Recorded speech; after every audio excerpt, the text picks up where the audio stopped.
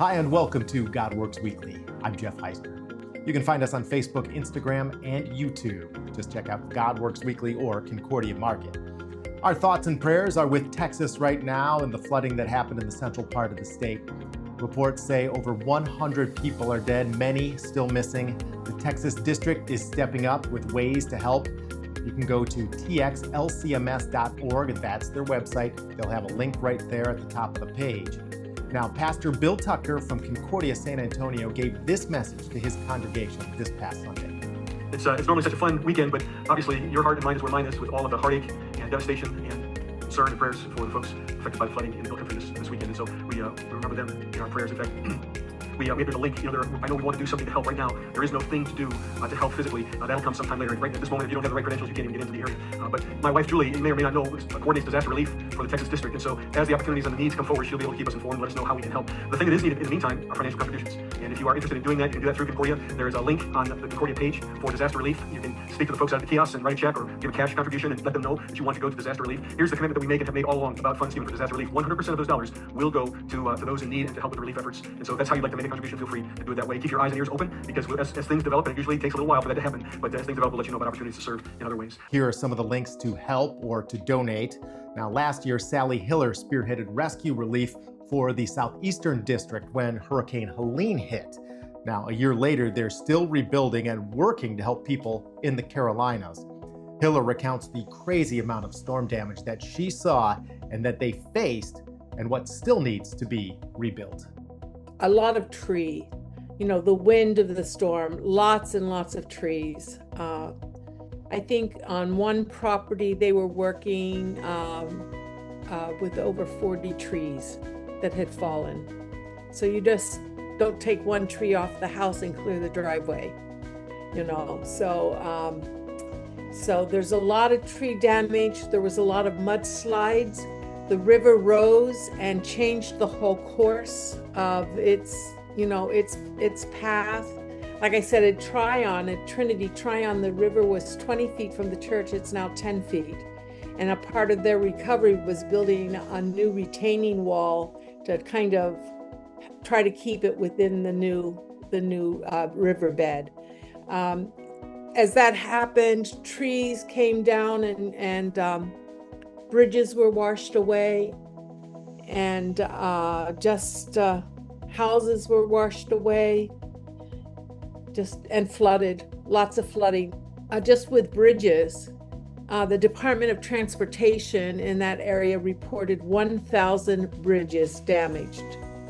Okay, that's public bridges on major highways, but 5,000 bridges that are private bridges going into little hollers or farms or cul-de-sacs, they were done, and they're hoping that maybe within 5 years they'll have replaced them. So it's just been an amazing experience. And now then, when it rains, because everything is weakened and the trees are down, more mud comes down, and there's just a fear of a lot more happening all over again.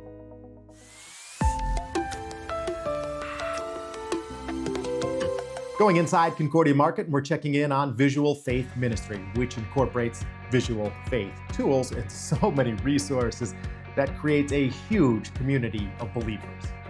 We have an incredibly gifted artist among us who develops ephemera for everything we do. And she has created ephemera packets to go along with all of this, all the studies, everything.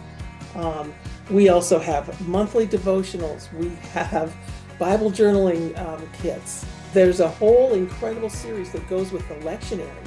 If you are a person who goes to a church that uses the lectionary, this will prepare you every week to sit before the Lord based on the verses that are being read during the worship service. Visual Faith Ministry has a bookstore, so resources are available through a print-on-demand service called Lulu, so you can just pull down our bookstore and see what's available. Many resources will walk you through this entire year in the Psalms. And so we take that journey together as a community, and that's really helpful. It keeps us bonded together. We're walking along together. We have a common vocabulary and a common pace. So that's also there. We host events called Around the Word, which is a sacred reading time. We do that once a month. It's entirely free. We invite you to come in the morning or the evening or both. So yeah, there's a lot there. And so I guess the invitation is visit our website and just see where God leads you. Time for What You Reading, and we're checking in with the Still Worship Collective's Sean Tomczak. And Sean, what are you reading?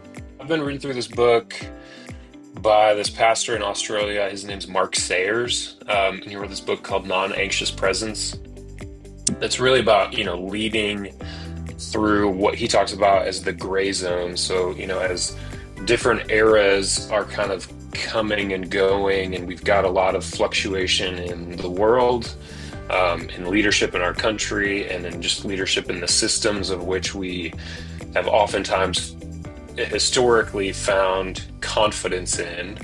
How do we, as believers and church leaders and ministry leaders, how do we lead through those times and remind people about the truths and the promises of God and all of that through the process? And instead of contributing to the anxiety of the moment, how do we live in a very non-anxious way with the confidence that we have? So I've been reading through that, and then I just finished a book called Jayber Crow by Wendell Berry, which is a fiction book, which Jeff, I can see your reaction, which is I'm assuming you've read Jayber Crow yourself, maybe, but for me, there is something to I really like reading fiction at night before I go to bed. And that is a story, and this is my pitch to read literature, is that we as Americans have gotten sucked into so many things in culture where we go watch like whatever movie you're going to watch, whether it's a Marvel movie or whatever it could potentially be. And there's always this like neat bow that gets tidied up, and everything resolves, and the hero of the story wins the day, and all of those things. And as believers, we obviously have our confidence that, ultimately Jesus has won the day, right? But life is kind of messy, and it doesn't always go up and to the left in growth. And there's a lot of, going back and making mistakes here and there and learning from them and all of that. And so I really appreciated reading through that book because it's a great story of just this guy's life. And it doesn't end in like this profound, wow, he got all the things he ever wanted and all of this. And I think there's health in us to just have a recognition and appreciation for humanity. Well, thanks, Sean. And don't forget, we have links to everything that we've covered in the show notes. You can check them out there. Send us your story ideas about those cool things that are happening at your church or in your community. We'd love to highlight them. Thanks for watching God Works Weekly.